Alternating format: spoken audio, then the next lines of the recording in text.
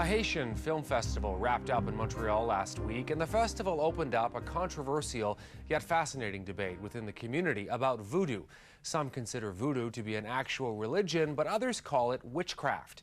Deborah Arbeck investigates.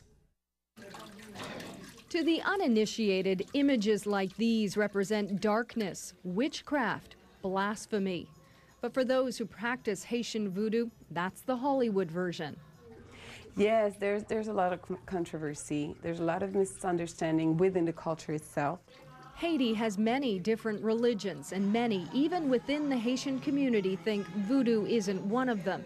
An exhibit at Mosaic Art on Saint-Laurent is aiming to show it is. It's only the beginning of a movement of opening the conversations, opening the communication on voodoo, demystifying, explaining.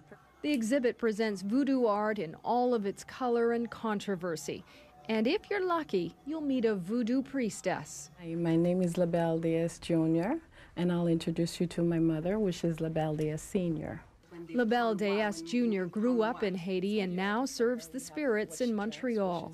I was raised in voodoo. As a little child, my mother has always been serving the spirits. There is one God and many spirits. They're called upon during trance-like ceremonies where they're said to enter a human body, answering pleas for health, prosperity, whatever's needed. It all begins with a veve. We would call that a veve. That's the first ritual we would do for any type of ceremony that we would do, by letting the spirit know that we're about to start a ceremony, and we're letting them know we need their presence here.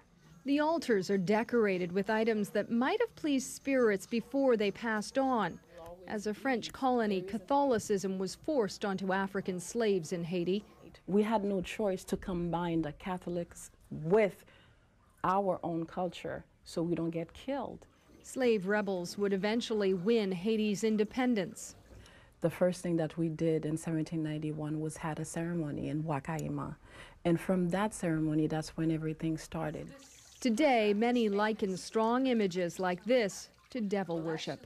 It's just the spirit of death that we're all going to go through eventually, and we need to embrace it. So when it does come, we have nothing to fear.